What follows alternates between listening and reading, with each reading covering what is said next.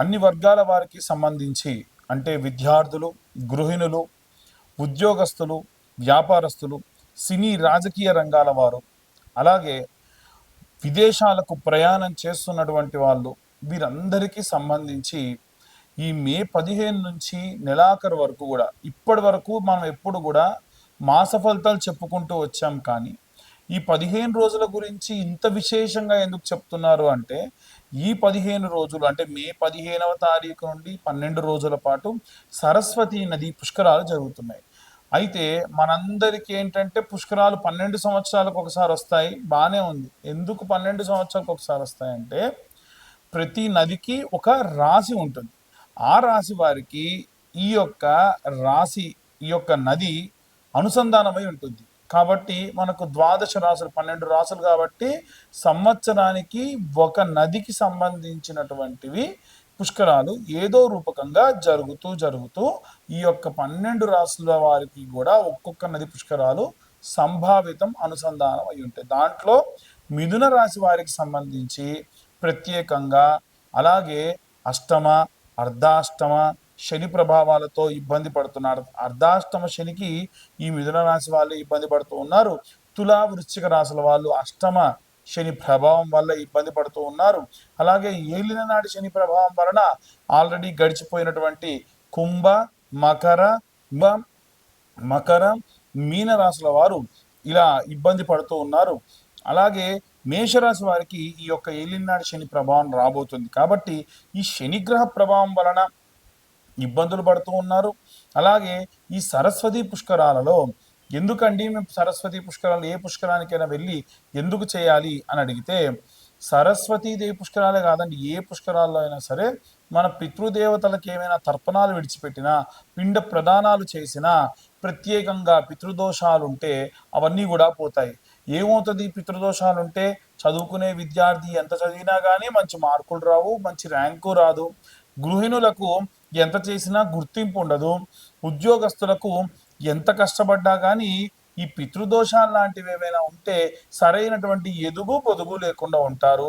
వ్యాపారస్తులకు ఎంత బాగా వ్యాపారం జరిగినా ఖర్చులు అధికంగా ఉంటూ ఉంటాయి.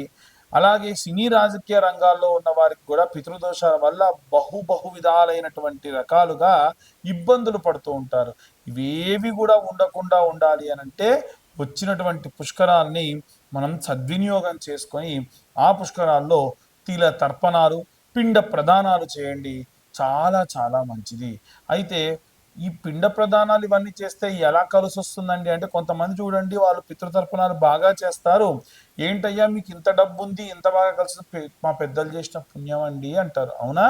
అలాగే ఒకవేళ చేయకపోతే ఈ పుష్కరాల సమయంలో ఈ గతించినటువంటి మీ యొక్క పితృదేవతల్ని పిలిచి, చూడయ్యా అక్కడ పుష్కరాలు జరుగుతున్నాయి, మీ వాడు ఎవడైనా సరే పిండ ప్రదానాలు తర్పణాలు చేస్తారేమో అని చెప్పి చూద్దామని చెప్పి అంటే అక్కడి నుంచి ఘోషిస్తూ ఉంటారు, అరే నాయన ఎన్నో దానాలు చేశా, ఎన్నో ధర్మాలు చేశా, ఎన్నో పుణ్యకార్యాలు చేశా, ఎన్నో దేవాలయాలకి విరాళాలు ఇచ్చాను, ఆ పుణ్యమంతా మీకోసమేరా, నాకింత పిండ ప్రదానం పెట్టి తిలతర్పణాలు చేయండి, శుభం కలుగుతుంది అని ఆత్మలు ఘోషిస్తాయి. అలా చేయడం వలన ఖచ్చితంగా వారు చేసిన పుణ్యమంతా కూడా మీకు లభిస్తుంది. అన్ని సమస్యలు తీరుతాయి. సంతానం లేని వారికి సంతానము, పిల్లలు బాగా ఏజ్ అయిపోయి పెళ్ళిళ్ళు కాని వాళ్ళకు పెళ్ళిళ్ళు అవుతాయి. ఇంకా ఎన్నో రకాలైనటువంటి రైతులు, చేతి వృత్తులు, కుల వృత్తులు చేసుకునే వారు కూడా వారికి సజావుగా భూమి అంతా కూడా సమృద్ధిగా ఉంటుంది. ఈ ఏలినాటి శని ప్రభావం కూడా పోవాలి అని అంటే వచ్చేటువంటి ఈ యొక్క వైశాఖ అమావాస్య రోజున ప్రత్యేకంగా శని జయంతి. ఆ రోజున తిలాహోమాలు కానీ తైలాభిషేకాలు కానీ ఆచరించండి. శనికి సంబంధించినటువంటివి చేయండి. ఎందుకంటే 6 నుంచి 7 రాసుల వాళ్ళు ఏదో రకంగా శనిగ్రహం వల్ల ఇబ్బంది పడుతూ ఉన్నారు. వీరందరి ఇబ్బంది పోవాలి అనంటే ఈ ఉన్నటువంటి ఈ శని జయంతిని సద్వినియోగం చేసుకొని తిలాహోమాలు, తైలాభిషేకాలు చేయించుకోవడం మంచిది. కాబట్టి ఈ తిలాహోమము, తైలాభిషేకానికి కలిపి 1116 మాత్రమే ఛార్జ్ చేయడం జరుగుతుంది. ఇవి వీలైతే ఈ యొక్క హైదరాబాద్, కొత్తపేటలో కానీ బడంగపేటలో కానీ తైలాభిషేక హవనములు ఆచరింప చేయాలనేటువంటి సంకల్పం ఉంది. ఇందులో పాల్గొనవలసిన వారు కింద ఉన్న నెంబర్కి కాల్ చేసి ఖచ్చితంగా పూజలో పాల్గొనదలిచిన వారు మాత్రమే రండి. నేను ఫోన్ చేసి మా గోత్రనామాలు ఇస్తామండి అని అంటే చెయ్యొచ్చు, కానీ అంత సద్వినియోగపరచుకోవడం మాత్రం కుదరదు. గోచార రీత్యా చెప్పేటువంటి విషయములు ఇవన్నీ కూడా మీ పర్సనల్ జాతకంలో ఎంత శని ఉచ్చస్థితిలో ఉంటే మీకంత సమృద్ధిగా ఉంటుంది. కాబట్టి జాతకం పూర్తిగా తెలుసుకోవాలి అనుకుంటే మీ పేరు, date of birth, time, place ఇవన్నీ కూడా వాట్సాప్ చేయండి. పూర్తిగా మీ జాతకం విశ్లేషణతో తెలుసుకోండి. ఈ జాతకం అంతా కూడా 60 నుండి 70 పేజీల్లో మీకు అందిస్తాము. ఈ జాతకానికి గాను రూ. 2025 మాత్రమే ఛార్జ్ చేయడం కూడా జరుగుతుంది. ఇలా ఈ జాతకం ఇచ్చిన తర్వాతకి గంట పాటు మీకు జాతకం విశ్లేషణతో చెప్పడం జరుగుతుంది. మా యొక్క డేట్ ఆఫ్ బర్త్ టైం లేదండి అనుకున్న వారు ఎటువంటి డబ్బు వృధా చేయకండి. మేము ఇప్పుడు చెప్పేటువంటి ఈ గోచార రీత్యా చెప్పే రెమెడీస్ అన్నీ కూడా మీకు చాలా చాలా చాలా బాగా ఉపయోగపడతాయి. సర్వే జన సుఖినో భవంతు. స్వస్తి. శ్రీమాత్రే నమః. శ్రీ గురుభ్యో నమః. శ్రీమాత్రే నమః. శ్రీ గురుభ్యో నమః. తదుపరి మకర రాశి. మకర రాశి వారికి సంబంధించి మే 15 నుండి నెలాఖరు వరకు కూడా విశేషమైనటువంటి కాలం అని చెప్పొచ్చు. ఈ మే 15 నుండి మకర రాశి వారికి ఏలినాటి శని ప్రభావం పూర్తయిన తర్వాతకు వచ్చే సత్ఫలితాలన్నీ కూడా వస్తాయి. ఈ 15 రోజుల్లో కూడా మనకు సరస్వతి నది యొక్క పుష్కరాలు జరుగుతూ ఉన్నాయి. 15వ తారీఖు నుండి ప్రారంభించి నెలాఖరు వరకు కూడా 12 రోజుల పాటు ఈ యొక్క పుష్కరం జరుగుతుంది. పుష్కరాలకు సంబంధించిన సరస్వతి నది పుష్కరాలు జరుగుతాయి. ఈ 12 రోజుల్లో వీలైతే పుష్కర స్నానం ఆచరించండి. అన్ని రకాల దోషములు కూడా పోగొట్టుకోవచ్చు. ఇలా పూర్తయిన తర్వాతకు వచ్చేటువంటి శని జయంతి వైశాఖ అమావాస్య నాడు వస్తుంది.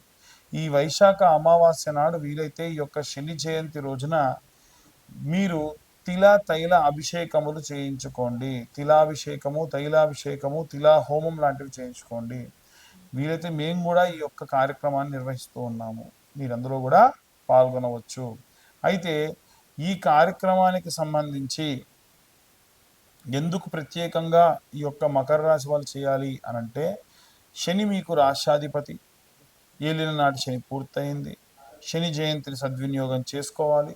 నల్ల నువ్వులు వేసి ఒక నల్ల రంగు మట్టి చిప్పను తీసుకొని వచ్చి వీలైతే మీ ఇంటి బయట ఈ యొక్క నల్లటి ఒత్తి వేసి దీపారాధన చేయండి.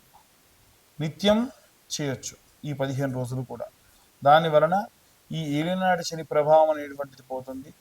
ఆ నల్ల నువ్వులు వేయడం వలన ఆ దీపం అంతా కొండెక్కిన తర్వాతకి కాస్త నల్లటి గసిలా ఏర్పడుతుంది. దాన్ని తీసుకొని బొట్టుగా ధరించడం కూడా చాలా మంచిది. ఇలా చేయడం వలన ఈ యొక్క ఏలినాటి శని ప్రభావాన్ని ఈ యొక్క మకర రాశి వాళ్ళు దూరం అవుతారు. ఇంకా మనం ఎలాంటి రెమెడీస్ చేసుకోవాలనే విషయాన్ని ఇప్పుడు తెలుసుకుందాం.